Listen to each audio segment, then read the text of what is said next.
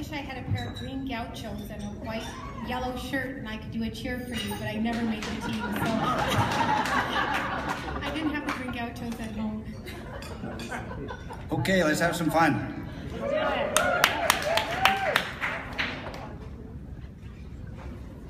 Robert and I feel so very fortunate to be honored here tonight by an institution that we care so much about. We feel as if the Seattle Hebrew Academy is our family. It is where we belong. Leah and I went to the Seattle Hebrew Academy way back in the 1970s. This is a bit embarrassing, but many of my friends here tonight were not even close to being born at the time. Life was so much simpler back in the 1970s. For example, we were not allowed to bring our phones to school with us.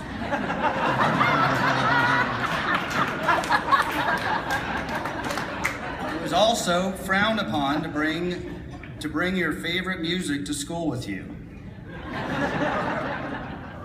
I can remember the very first day of school when SHA first opened its doors over 40 years ago in the building we are still in today. I remember the shoes I was wearing and standing in line outside the gym by the front doors. Yeah! The Honorees, right? It seems like it was just yesterday. The building was enormous to me, and I thought for sure I would get lost if I was ever by myself. Venturing upstairs to the top floors was something I never would have done alone. There were horror stories about dead nuns up there. Wow, that was a long time ago, and today classes are being taught up there. And to my knowledge, thankfully, no dead nuns have ever been found. Now I am never afraid to venture upstairs by myself because SHA is where we belong. Josh and Marilyn are graduates of SHA, and JoJo is currently attending and in the 7th grade and having a great school year.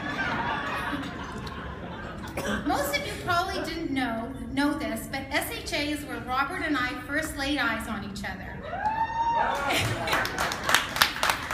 I am a graduate of the Seattle Hebrew Academy. Back in my day, you didn't graduate until the 9th grade. Robert only attended through the 3rd grade before his family moved to Kelowna, British Columbia, eh? Let's have a look at the 1976 yearbook. I think I was about 8 years old at the time. And just for the record, while some of these pictures are in black and white, color photography did exist. And I'm just guessing my mom didn't get the email that it was picture day. Mom, what were you thinking?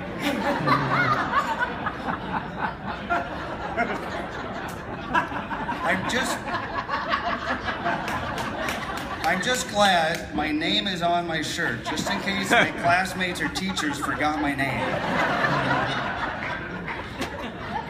If you look closely, I'm pretty sure beneath my name it says, "I'm a little monster." Just to be fair, it does look like my mom invested time and energy in helping my brothers David and Michael out and dress appropriately on picture day.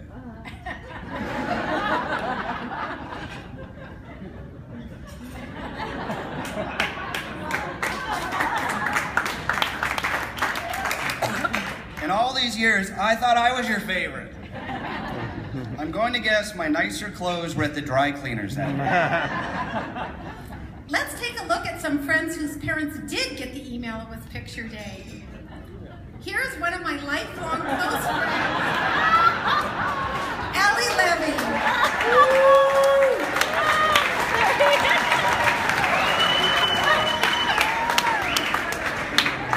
Ellie and I were in the 5th grade, and he is wearing a suit and tie. I know this picture isn't in color, but I recall correctly the suit was a bright yellow. I love you, Ellie.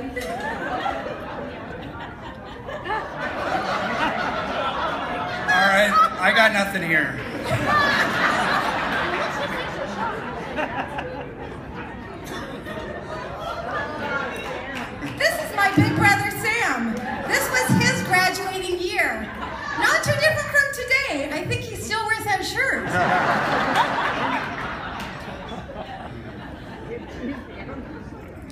And here is my beautiful wife, Leah Beth. I do find it interesting that she's the only person that intentionally has her middle name included, and she hated that name. I'm guessing my father-in-law and Sam had something to do with it. I am also guessing she could have used Michael Bihar's headgear. Look at those teeth.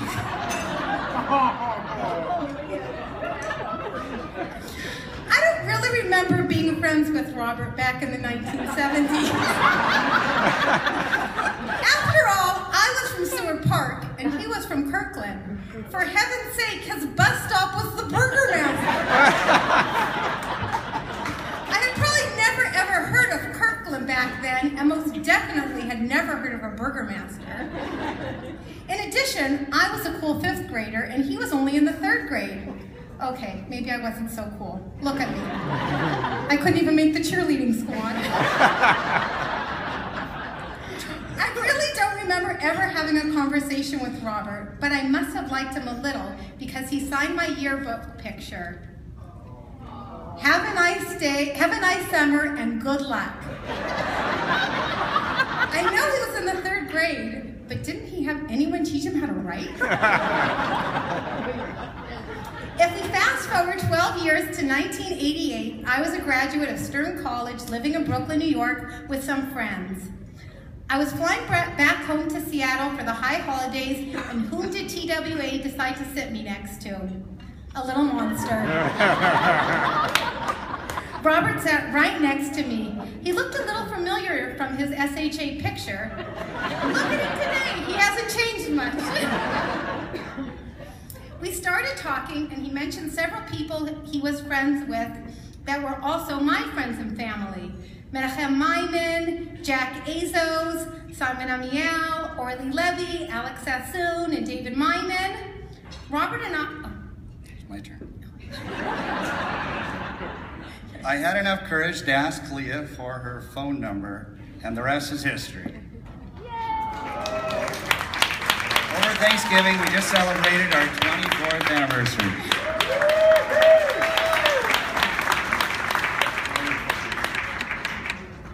Tonight, as I look around the room, so many of our friends graduated from the Seattle Hebrew Academy, and so many of our friends' children have graduated as well. It is so special to me that so many of the friends I have today attended the Seattle Hebrew Academy with me, or maybe after me. This is such a gift. SHA is where these lifelong friendships and bonds began. Our oldest son, Josh, is attending Yeshiva University, and his 4 roommates are all SHA alumni. Wow, this is really something there's really something so special about this. I can hardly wait for the days to come when my kids are sending their kids to SHA. Well, I can probably wait at least a few years. We owe so much gratitude for having such an amazing school that has been such a vital part of our community for so many years. It is so critical that we make sure to do everything we can to ensure the Seattle Hebrew Academy continues to be one of our community's most important institutions for many, many years to come. It is where we belong.